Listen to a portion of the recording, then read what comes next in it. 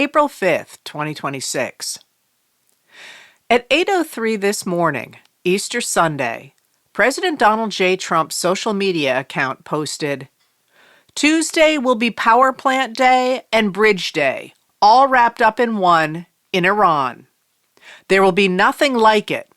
Open the straight, you crazy or you'll be living in hell. Just watch. Praise be to Allah. President Donald J. Trump." There are many things that could be going on with this ultimatum, which actually doesn't sound like Trump's usual style, in the same way the post of yesterday morning didn't. The post appears to be threatening to commit war crimes by attacking civilian infrastructure, and it appears to suggest Trump is considering using tactical nuclear weapons. He emphasized the production of such weapons in his first administration. He seemed to encourage this interpretation in an interview with Rachel Scott of ABC News today. She said, "Trump told me the conflict should be over in days, not weeks, but if no deal is made, he's blowing up the whole country with very little off the table. If it happens, it happens, and if it doesn't, we're blowing up the whole country," he said. "I asked if there's anything off limits. Very little," he said. In 2023, a book by New York Times Washington correspondent Michael Schmidt alleged that in 2017, when Trump was warning North Korean leader Kim Jong-un on social media that North Korea would be met with fire and fury and, frankly, power, the likes of which this world has never seen before, behind closed doors, he was talking about launching a preemptive strike against North Korea and of using a nuclear weapon against the country and blaming someone else for the strike. Schmidt reports that Trump's White House chief of staff at the time, retired U.S. Marine Corps General John Kelly, brought military leaders to try to explain to Trump why that would be a bad idea, and finally got him to move away from the plan by telling him he could prove he was the greatest salesman in the world by finding a diplomatic solution to his fight with the North Korean leader. In his own book about that period, journalist Bob Woodward wrote, "The American people had little idea that July through September of 2017 had been so dangerous." But Trump's Secretary of State Mike Pompeo told Woodward, "We never knew whether it was real or whether it was a bluff." And that's another way to look at the post from Trump's social media account, that he is panicked that he has not been able to bully other countries into fixing the mess he created by attacking Iran and precipitating the closure of the Strait of Hormuz, and is now simply trying to bully Iran. In The Guardian last Monday, Sidney Blumenthal noted that Trump has declared victory more than 8 times, says he has won more than 10 times, and said Iranian forces have been obliterated or suffered obliteration more than 6 times. Blumenthal noted Trump is now threatening to obliterate Iran's power grid and has used the words decimate or decimation at least 6 times. Trump's crazy post does, after all, push back yet again the deadline for his threats to rain destruction on Iran, which he then extended again in another post at 12:38 p.m., saying Tuesday, 8 o'clock p.m. Eastern Time. This dynamic was not lost on Allison Gill of Mueller, she wrote, who noted, "It was March 23rd, then March 27th, then March 30th. Then he gave that weird address on April 1st. New deadline April 4th. Then April 6th at 7 a.m. Then April 7th at 8 p.m. And now another address tomorrow at 1 p.m. The chaos is intentional." She also noted that his deadlines and his abandonment of them often seem tied to the rhythms of the stock market.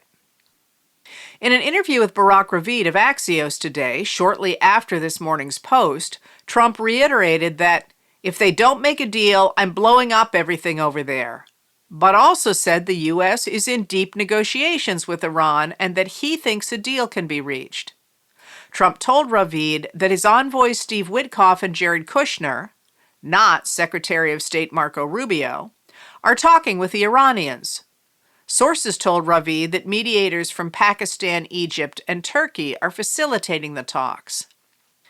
But Iranian officials are refusing to deal with Witkoff and Kushner after they apparently misunderstood earlier negotiations and instead told Trump the talks weren't going well before he launched strikes. Neither Witkoff nor Kushner is a trained diplomat, and both have deep financial ties to the Middle East. Notably, Saudi Arabia's Crown Prince Mohammed bin Salman, or MBS, who urged Trump to start the Iran war, has invested at least $2 billion in Kushner's private equity firm.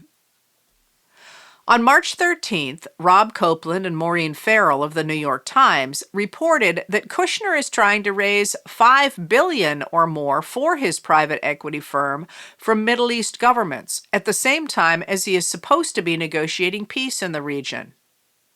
But Stephen Kalin, Elliot Brown, and Summer Saeed of the Wall Street Journal reported today that the closure of the Strait of Hormuz has already cost the Saudis about $10 billion, and the grand plans of MBS were already falling short of money.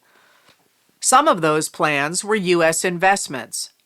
The reporters note that even before the war, the Saudis' sovereign wealth fund, the same one that invested in Kushner's private equity firm, had sold much of its U.S. stock portfolio.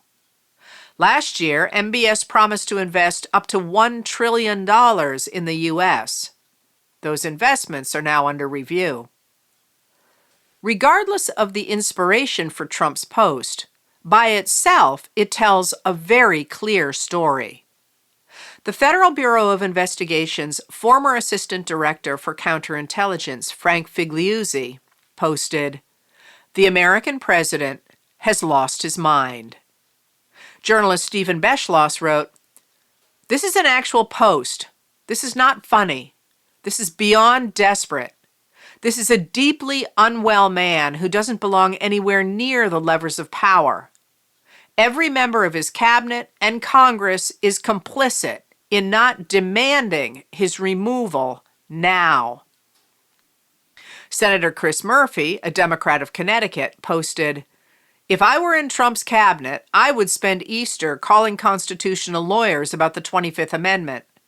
This is completely, utterly unhinged. He's already killed thousands. He's going to kill thousands more." The 25th Amendment establishes a process through which a majority of the cabinet and the vice president, or another body Congress designates, can remove a president deemed unable to discharge the powers and duties of his office. Murphy was not the only one thinking along those lines. Holly Silverman of Newsweek reported that on the prediction market platform Kalshi, which allows traders to buy yes or no shares on the question, will the 25th Amendment be used during Trump's presidency, yes has moved in recent days from 28.6% to 35.1%.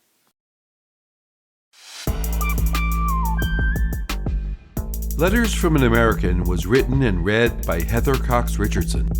It was produced at Soundscape Productions, Dedham, Massachusetts. Recorded with music composed by Michael Moss.